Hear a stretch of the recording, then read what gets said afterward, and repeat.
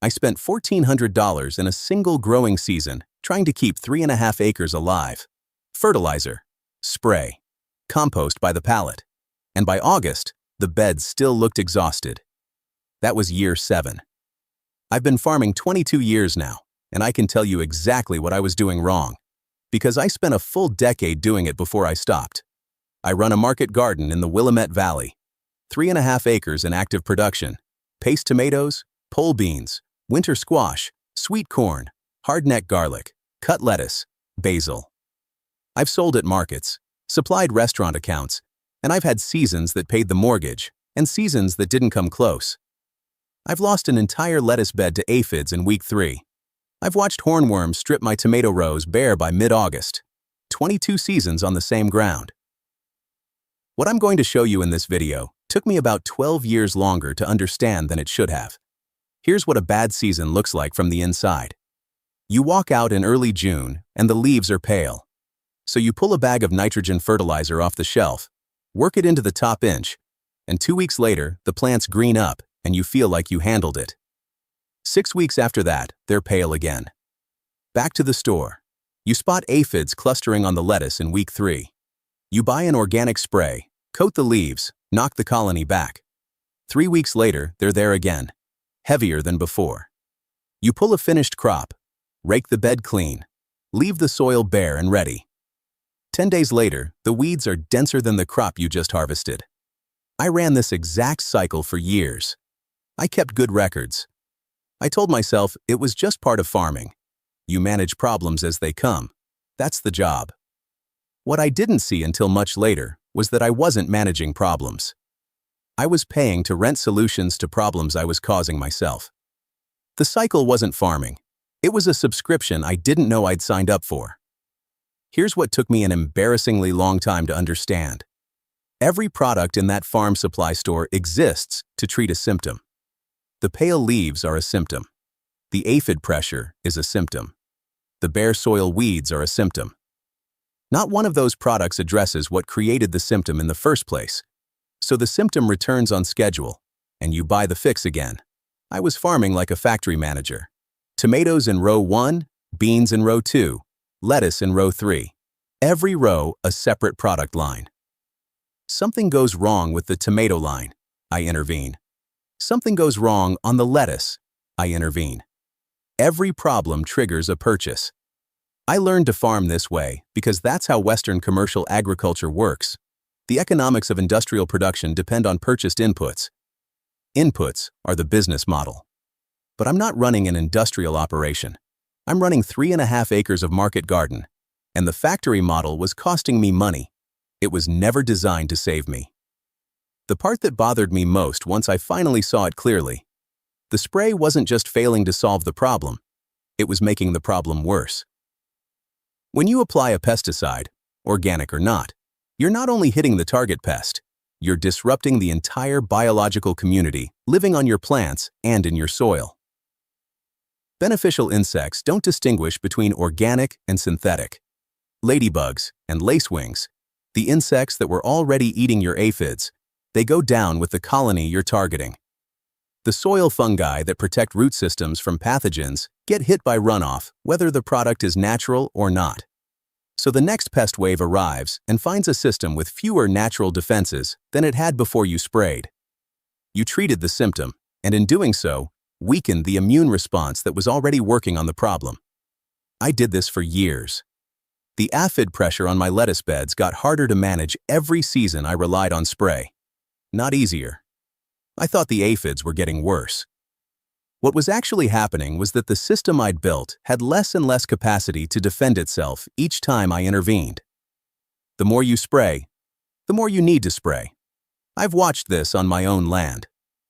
The year things started to change, I had a long conversation with an older farmer at a winter market. He'd been growing clean vegetables on 12 acres for over 30 years without a spray schedule. I asked him what he used for aphid pressure. He said, "What aphid pressure?" He wasn't being mysterious. He designed his beds so that the pest problem never materialized in the first place. Here's the biology of it. Most garden pests locate their target plants by scent. A hornworm moth flying over your field is not using its eyes to find your tomatoes. It's using a chemical detection system that evolved to locate tomato plants inside complex ecosystems. Systems where hundreds of competing scent signals are present simultaneously. When you plant a monoculture row, you've stripped away all that competing chemistry. You've created a clean, unbroken scent signal that's functionally impossible for that moth to miss. You didn't attract more pests. You built a more visible target. I tested this on one of my tomato beds in year 13. Same variety, same soil, same irrigation. One bed in a traditional row, just tomatoes. One bed planted with basil along the base and marigolds at the edges. The basil and marigolds emit strong aromatic compounds continuously. Not enough to mask the tomato scent entirely, but enough to bury it inside a competing chemical environment that the moth's sensory system can't sort through at flight speed. She passes over, detects no clear target, and moves somewhere easier to read. The row bed had hornworm pressure every season I grew it conventionally.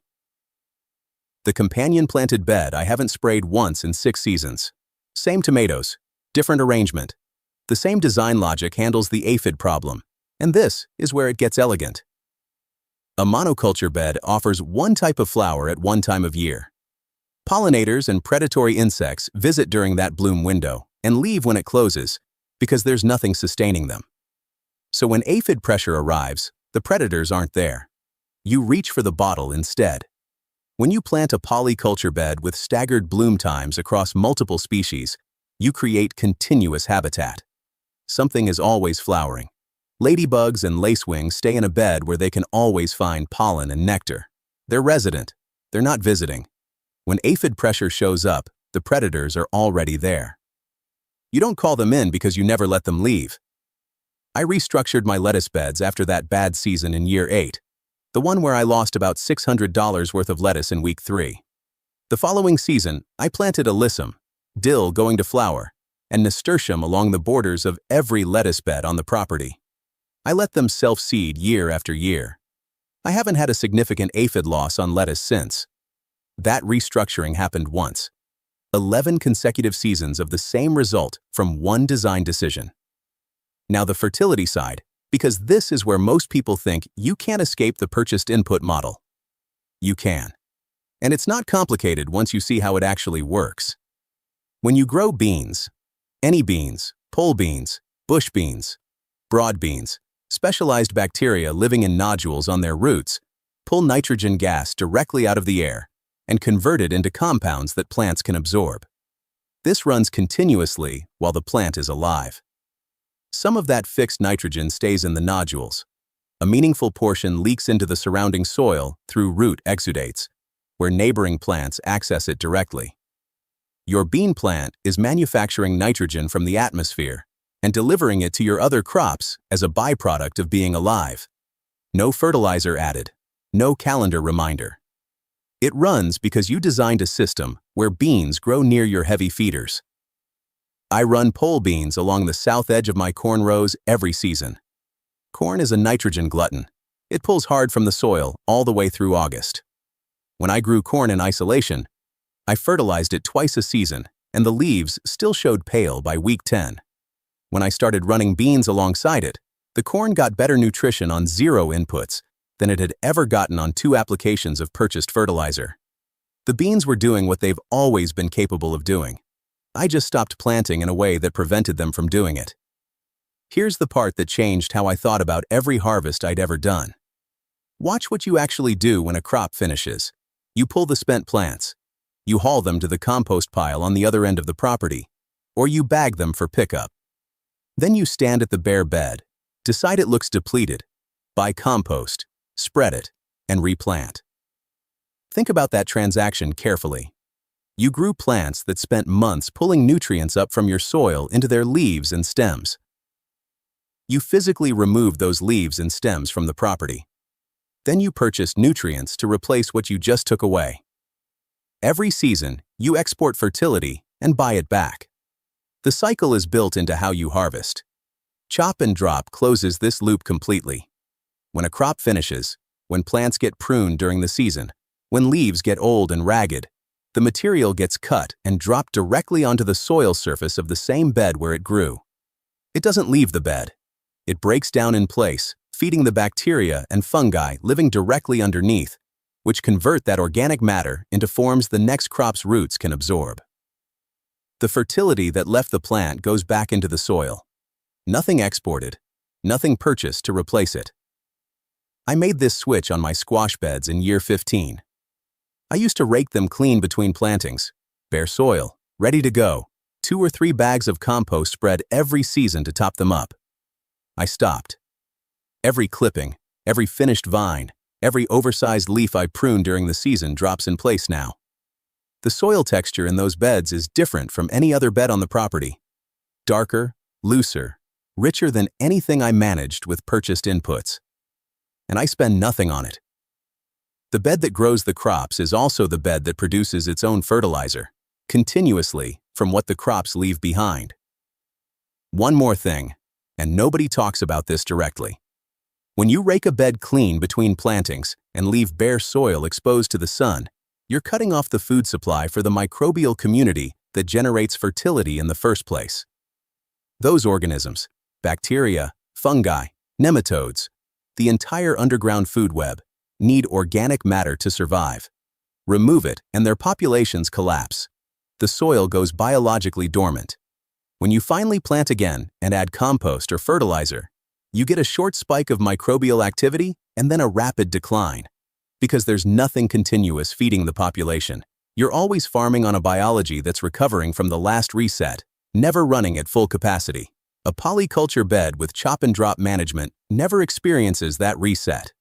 Something is always decomposing somewhere in the system. The biology runs continuously. The nutrient-generating process runs continuously.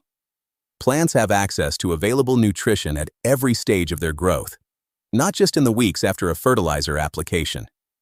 The result is plants that are structurally stronger, harder to damage, and far less likely to show the deficiency symptoms that send you back to the store. I know some of you don't have 3.5 acres.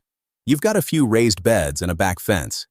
This system scales down better than monoculture does, because it's built on relationships between plants, not on square footage.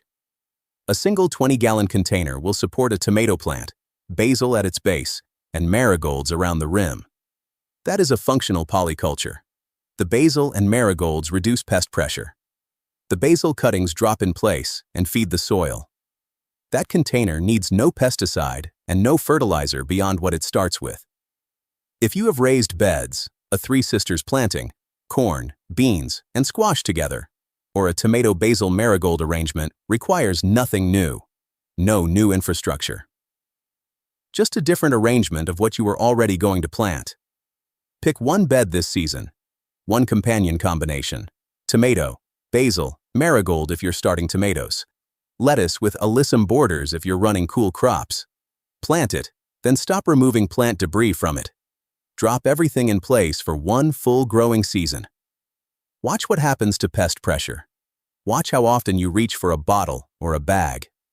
Watch the soil by September. You won't need a $1,400 season to know it's working. You'll know by June.